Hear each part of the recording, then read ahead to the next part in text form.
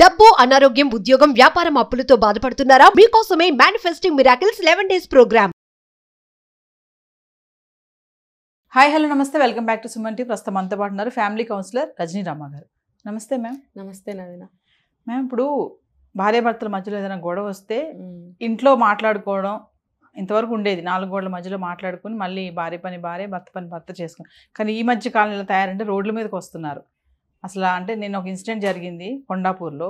ఏంటంటే రోడ్డు మీదే వైఫ్ని తన్నడము, తన్ని ఈడ్చి పడేయడము, రాయి పెట్టి కొట్టడము. ఇప్పుడు ఆ పరిస్థితి క్రిటికల్గా ఉంది. ఇంకోటి ఆమె ప్రెగ్నెంట్తో ఉంది. అంటే ఏంటి అసలు వైఫ్ అండ్ హస్బెండ్ రిలేషన్ అనేది ఇంట్లో వరకే పరిమితం అయ్యేది అని తీసుకొచ్చి నడి రోడ్డు మీద పెట్టేస్తున్నారు. అంటే అసలు భయం లేదంటారా? వాళ్ళ మధ్యలో సన్నిహిత్యం లేదా? మరి కుటుంబ సభ్యులు ఏం చేస్తున్నారు? ఇంతవరకు ఎందుకు వస్తున్నాయి ఇవన్నీ? అంటే సంసార పరంగా చూస్తే కొన్ని అక్రమ సంబంధాల పరంగా కూడా జరుగుతున్నాయి ఇలాగా. ఇప్పుడు మన సంసార పరంగా వచ్చింది ఇది. భార్యాభర్తలు గొడవలు పడుతున్నారు అని అంటే దేనికి పడుతున్నారు అనేది మనకు తెలియదు. అంటే ఇంట్లో ఒకళ్ళకి కుదరక, ఒకళ్ళ అలవాట్లు ఒకళ్ళకి నచ్చక, అభిప్రాయాలు నచ్చక, అభిప్రాయాలు కలవక, లేకపోతే భర్త ఎవరితో అక్రమ సంబంధం పెట్టుకున్నాడా అనేది మనకు తెలియదు.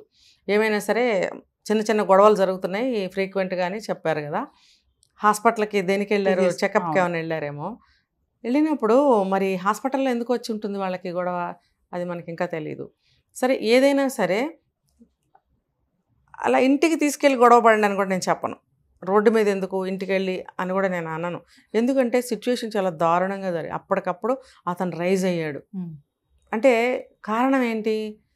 ఒకవేళ ఎవరన్నా పుట్టబోయే బిడ్డ అతనికి ఏమన్నా మగపిల్లాడు కావాలా, ఆడపిల్ల వద్దా, ఒకవేళ ఆడపిల్లలు ఏమైనా కంటుందని భయమా అనుకోవడానికి కూడా నాకు ఇక్కడ కనపడలేదు. ఎందుకంటే గత కొంతకాలం నుంచి అన్నారు. ఆ కొంతకాలం ఎంతకాలం నుంచో మనకు తెలీదు. ఒకవేళ ప్రెగ్నెంట్ అయిన దగ్గర నుంచే అయినట్టయితే కనుక కారణం కనుక్కోవాల్సిందే. మరి మళ్ళీ ఆడపిల్ల పుడుతుందని ఏమన్నా భయమా, లేకపోతే ఏదన్నా అక్రమ సంబంధం ద్వారా అమ్మాయి అలాగా ప్రెగ్నెంట్ అయిందని ఏమన్నా అనుమానమా? అలా ఉన్నప్పుడు మనం ప్రతిసారి చెప్పుకుంటూనే ఉన్నాం.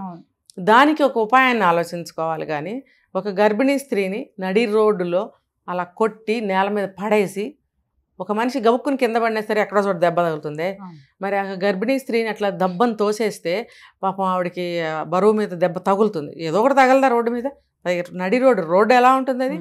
మరి దానికి తోటి ఇంకా పైనుంచి రాయి పెట్టి కొట్టడం అంటే అంత హింసని ఎందుకు అసలు అలవాటు చేసుకుంటున్నారు? అంత కంట్రోల్ చేసుకోలేనంత విధమైనటువంటి కోపం, ఆ తారా స్థాయిలో కోపాలు ఎందుకు వస్తున్నాయి? అసలు క్షమాగుణం లేకపోవడము, ఓర్పు లేనితనం, ఏ చిన్న దాన్ని కూడా ఓర్చుకోవట్లేదండి. ఇప్పటికీ కూడా కొంతమంది ఏదైనా నచ్చకపోతే ముఖాన్ని అట్లా పోసేవాళ్ళు ఉన్నారు భార్య ముఖం మీద. అంటే నీ కోపాన్ని ఇంకొక వ్యక్తి భరించాలా అంటే ఆ సందర్భంగా చెబుతున్నా, విసిరేసిన సందర్భంగా. ఇప్పుడు ఈ సందర్భంగా చూసుకుంటే నడి రోడ్డు మీద నువ్వు అంత కిరాతకంగా, అంత దారుణంగా, అంత హింసాత్మకంగా ఒక స్త్రీని హింస పెడుతున్నావే. మనిషి ఎవరైనా ఒకటే, కానీ తను గర్భిణి, నీ భార్య. మరి ఆ అమ్మాయిని ఎందుకు అలా చేసావు? ఒకవేళ నిజంగా మన అనుమానం పడినట్టు ఏమైనా అక్రమ సంబంధాలు ఉంటే వదిలేసేయాలి. ఒకవేళ మీకు అంత అనుమానంగా ఉంది ఆ ప్రెగ్నెన్సీ నాది కాదు అని మీరు అనుకుంటే కనుక మీకు ఒకలాంటి ఇది వస్తుంది మనసులో, అయిష్టత, ఏహ్యభావము లాంటివి వస్తాయి. వచ్చినప్పుడు మీరు సింపుల్గా నైస్గా ఇంట్లోంచి పంపించేయండి. నిజంగా అదే కరెక్ట్ అయితే మీరు ప్రూవ్ చేసుకుని వదిలేయండి, పంపించేసేయండి. అంతేగాని చంపకండి దయచేసి. ఒక మనిషి చంపితే అది ఇద్దరే చేస్తారు. ఒకటి రాక్షసుడు చేస్తాడు, రెండోది జంతువు చేస్తుంది. ఒక పులో, సింహమో, పెద్ద జంతువు ఏదైనా చంపగలుగుతుంది. మరి మనిషి అయి ఉండి మనిషిని చంపడం, ఒక మనిషికి భయపడే స్థితి ఎందుకు వచ్చింది? ఏమనంటే కలియుగం అంటారు పెద్దవాళ్ళు. కలియుగం అని మనం అనుకుంటున్నప్పుడు కలియుగంలో ఇది ఎందుకు చేయాలని కూడా అనుకోవచ్చు కదా. ఇన్ని యుగాల్లో జరగలేదు అంటున్నారు, కలియుగంలో జరుగుతుంది అంటున్నారు. తెలిసినప్పుడు కలియుగంలో కూడా ఎందుకు చేయాలి? చేయొద్దు అనుకోవచ్చు కదా, మరి చేస్తున్నారు. ఇలాంటి హింస అనేది చాలా దారుణం అండి. అంటే వైఫ్ అండ్ హస్బెండ్కి అంటే ఇక్కడ భయం లేదు, భయం కనబడట్లేదు, అతనికి కోపం కనిపిస్తుంది అతనిలో. ఎందుకంటే పరిగెత్తుకుంటూ వచ్చి తన్నాడు, పడేసాడు, ఈడ్చి రాయితో 4-5 సార్లు కొట్టాడు. అంటే ఆ రిలేషన్ మీరు అన్నట్టుగా ఏదైనా కానివ్వండి మేడం, అంతలా పడేసి కొట్టడం అనేది మాత్రం కరెక్ట్ కాదు కదా. వైఫ్ అయితే మాత్రం కొడతారా? ఇది ఇంట్లో సంసారానికి సంబంధించింది కాదనిపిస్తుంది నాకు. ఏదో ఉంది మనకి నెక్స్ట్ ఏదైనా న్యూస్ వస్తే తప్ప మనం దీన్ని ఇది అని మేము కరెక్ట్గా కన్ఫర్మ్ చేసుకోలేము. ఇది ఏదో వేరేది ఏదో జరిగింది ఇద్దరి మధ్యన. అందుకనే చూడండి గత కొంతకాలం నుంచి అన్నారు, కొంతకాలం అన్నారు, అంతకుముందు లేదు. కాబట్టి అదేంటో మనం కూడా ఎదురు చూడాల్సింది. ఏది ఏమైనా సరే తను నీకు భార్య, ఒక స్త్రీ, నీ ఇంట్లో ఉన్న మనిషి. నువ్వు రోడ్డు మీద తీసుకొచ్చి చంపినా, నువ్వు ఇంట్లో చంపినా కూడా శిక్ష నీకు ఖచ్చితంగా పడుతుంది. ఇప్పుడు అమ్మాయి కోమాలోకి వెళ్ళింది, కోమాలోకి వెళ్తే తర్వాత ఏమవుతుందో తెలియదు, నడి రోడ్డు మీద. నేను ఒకసారి ఒకరిని చూశాను మేడం, ఇలాగే వైఫ్ అండ్ హస్బెండ్సే. కొంతమంది ఏంటంటే రోడ్డు అని చూడరు, అది ఎక్కడున్నావు అని చూడరు, మర్చిపోతారు అనమాట. ఆ టైంలో వాళ్ళకి ఫ్రస్ట్రేషన్ అయిపోయి కోపం వచ్చేసి నలుగురిలో కూడా.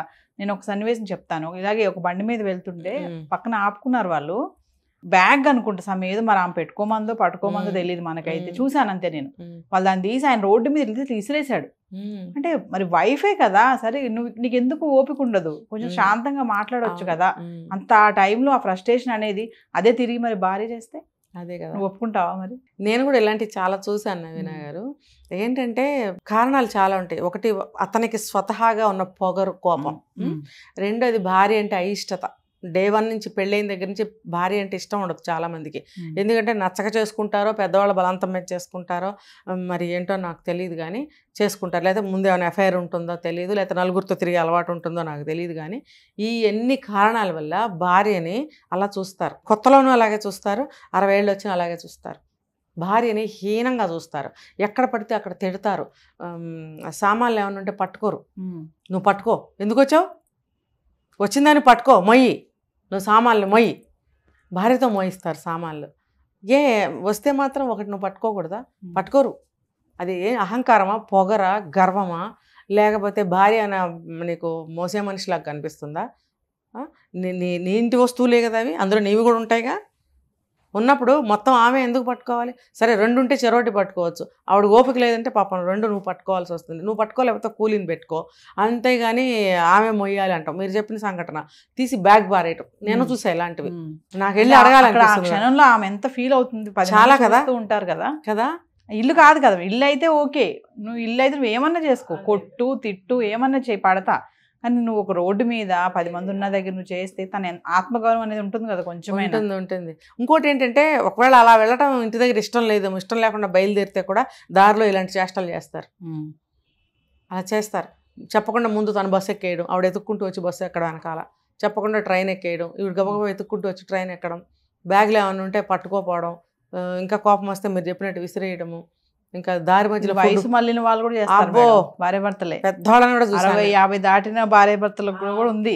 ఖచ్చితంగా ఖచ్చితంగా. నేను బాగానే వినపడుతున్నాయి, నాకు ఈ మధ్య కనపడుతున్నాయి కూడా బయట. ఇగో అని అంటారా, మేల్ అనే ఇగో నచ్చదు, అసలు నచ్చదండి భార్య చేసే పని. ఆ ఇగో ఉండబట్టే అలాంటి పనులు చేస్తారనుకోండి. అది ఎందుకు చేస్తారంటే నచ్చక, మనిషి నచ్చకో, పని నచ్చకో, ఏదో ఉంది. దానికి మీరు అన్నట్టు ఇల్లు రోడ్డు అని చూడరు. కొంతమంది నోరు కూడా వాడతారు, ఆ నోరు భయంకరంగా వాడతారు. నేను చెప్పే గతంలో ఒక సంఘటన, అందరిలో నుంచి భార్యని నోటుకు వచ్చిన బూతులు తిడుతున్నాడు. నేను వెళ్ళి అడిగేసేద్దాం అనిపించింది, మా వారు ఆపారని చెప్పాను కదా. మరి ఎందుకు చేస్తున్నారు? ఒళ్ళు కొవ్వు. నాలాంటి వాళ్ళు ఒక 4 పట్టుకుని పీకితే అక్కడ, లేకపోతే ఎందుకు చేస్తున్నావు అని అడిగితేనన్నా బుద్ధన్న మళ్ళీ రెండోసారి ఎక్కడైనా భార్యను అలా తిట్టకుండా ఉంటాడు. మరి ఎవరం మరి చేయలేకపోతున్నాం పరిస్థితులు మనకు కూడా. సినిమా కాదు కదా. కానీ ఒక మనిషి మారాలండి, ఇలాంటివి చూసన్నా సరే మారాలి. అసలు కొంతమంది భార్యలు కూడా అట్లానే తిడుతూ ఉంటారు, మరి భర్తలు తిడుతూ ఉంటారు. భార్య తిట్టినా పాపం ఇంటికి వెళ్ళాక అన్నం తిందుకని అని పిలుస్తుంది. ఇంటికి వెళ్ళిన తర్వాత కూడా సాగిస్తాడు ఈ యుద్ధాన్ని.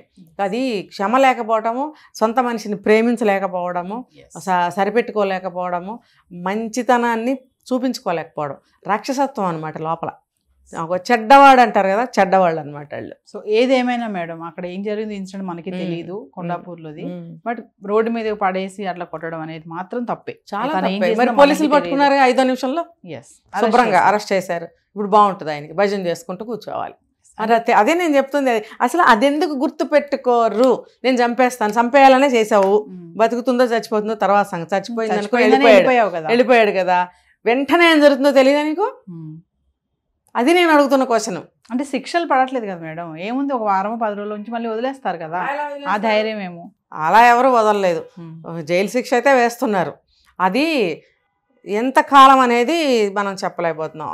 3 ఏళ్ళ 7 ఏళ్ళ ఎన్నేళ్ళు లైఫా అది మనకు తెలియటం లేదు, కానీ శిక్ష అయితే పడుతుంది. ఇలాంటి వాళ్ళకి లాంగ్ టైమే వేయాలి, ఇంకా మళ్ళీ రాకూడదు, లైఫ్ వేసేయాలి. లైఫ్ వేసేస్తే అక్కడే ఒంటరిగా ఉంటారు. వాళ్ళ ఉంటారు కదా సంబంధించిన వాళ్ళు, ఎవరిని అలౌ చేయకూడదు. మొన్న ఒక కేసులో ఇలాగే చేశారు, ఎవరిని అలౌ చేయలేదు, లైఫ్ వేసేసారు. లైఫ్ వేశారు, ఎవ్వరు కూడా ఎప్పుడు కూడా కలవకూడదు, ఆ రూల్ పెట్టారు. అలా ఒంటరి జీవితం బతికించాలి లోపల. అప్పుడు కనీసం ఏమన్నా పశ్చాత్తాపం ఎప్పటికో ఒకప్పటికో వస్తుందేమో చూడాలి. Thank you.